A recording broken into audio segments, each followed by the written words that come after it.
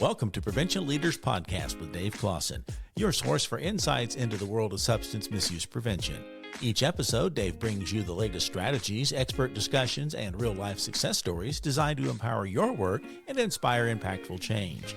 Whether you're a prevention professional, community advocate, or simply passionate about making a difference, this podcast will keep you informed and motivated. Get ready to lead with a confidence that drives lasting results. Let's lead the change together. Welcome to the Prevention Leaders Podcast, where we dive into the strategies, challenges, and breakthroughs in substance misuse prevention. I'm Dave Closson, and today we are talking about something that could revolutionize the way we approach prevention: tactical capacity. If you've been in prevention work for any length of time, you know that our field is filled with good intentions. Every year, we see investments in training, infrastructure, and resources to reduce substance misuse and build healthier communities. But here's the challenge. Many of our initiatives struggle to create lasting impact. Why? Because traditional capacity building, while essential, often stops short of giving us what we really need. And that's tactical capacity. So why traditional capacity building falls short? We're going to start with what I mean by traditional capacity building. It typically focuses on 4 areas. First area being knowledge, training prevention professionals on trends, risk factors, and best practices. And then skills, developing expertise in planning, evaluation, and coalition building, along with developing expertise in communication. And then resources, securing funding, personnel, and tools for prevention efforts. And then lastly, the 4th sort of focus area would be infrastructure, establishing policies, partnerships, and organizational structures. Now, these all are incredibly important, but they only prepare us for action.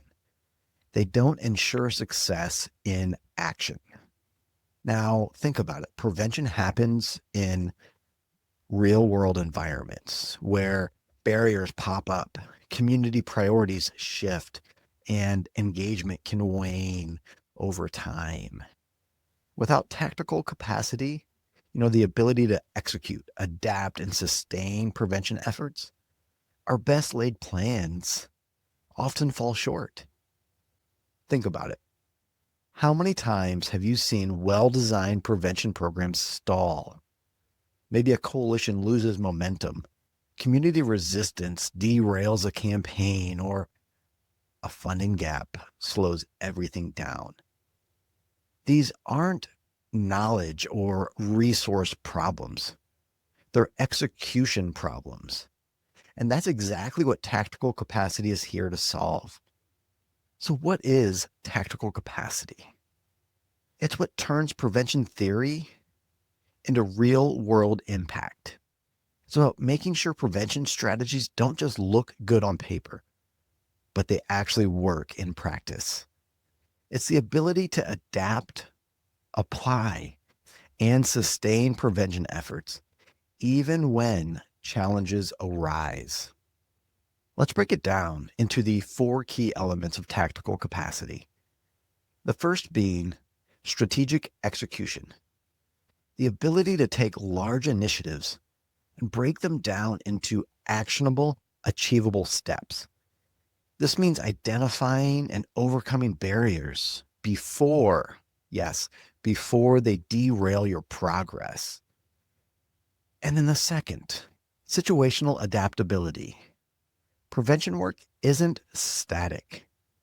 It's about being flexible enough to pivot when necessary, whether it's shifting tactics, adjusting messaging, or responding to new community concerns. Then thirdly, we're talking about sustained engagement. Many prevention efforts start strong, but they struggle to maintain momentum. Tactical capacity includes keeping stakeholders engaged beyond the initial launch and preventing burnout. And then the fourth, precision and alignment. This is about making sure our actions align with real community needs, not just best practices. It's focusing on the impact over activity. Say that again. It's about making sure our actions align with real community needs, not just best practices.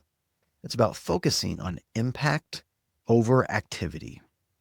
So let's look at two communities launching a substance misuse prevention program and compare them with the lens of tactical capacity. So our first community, Community A, they get funding and training. They implement a campaign based on evidence-based practices. Yet they face some resistance from some community members. They struggle to sustain engagement. The program loses traction over time. But then we look at Community B.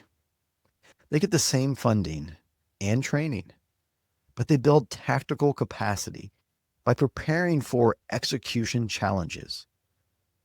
They adapt the campaign to align with the local values and needs. They keep engagement high by making participation easy, relevant, and rewarding. The program evolves over time and creates lasting impact.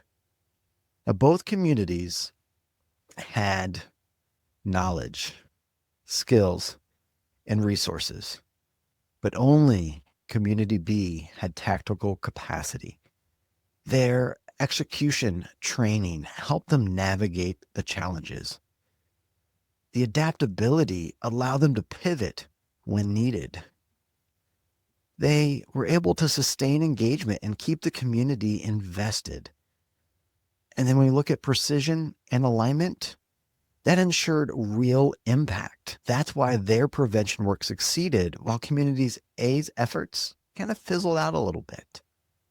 Okay, now the real big question. How do we build tactical capacity? Well, here's how. You want to prioritize execution training. Move beyond theory and practice real-world execution through scenarios, role-playing, and problem-solving exercises. You want to develop adaptive thinking. Train your teams to anticipate resistance and adjust strategies without losing momentum. You want to create feedback loops. Regularly assess and refine initiatives based on real-time results. And then 4, you want to empower teams to make decisions. Prevention professionals need the authority and the flexibility to adapt strategies when it's necessary. You also want to foster a culture of resilience. Prevention work is tough. We need teams that can push forward despite the obstacles, despite the challenges. A few more thoughts, just some final thoughts on the future of prevention success. Tactical capacity is the missing piece. Traditional capacity building does lay the foundation, but it's tactical capacity that ensures execution, adaptation, and long-term impact. If we want to see real changes in our communities, we have to shift our focus from just learning prevention strategies to mastering prevention execution. Let's build not just well-trained teams, but effective ones. So I want you to think about, what are some steps that you'll take to enhance tactical capacity in your prevention work, in your organization? Thanks for tuning in to this quick episode of the Prevention Leaders Podcast. If you found today's episode helpful, share it with a colleague, subscribe, and let's keep up the conversation. And until next time, keep leading those prevention efforts with impact. Thank you for listening to the Prevention Leaders Podcast with Dave Closson. Since prevention is better together, make sure you click the subscribe button and share this and other episodes with a friend. If you have a topic idea or guest suggestion, follow us on social media or email us at info@preventionleaders.com.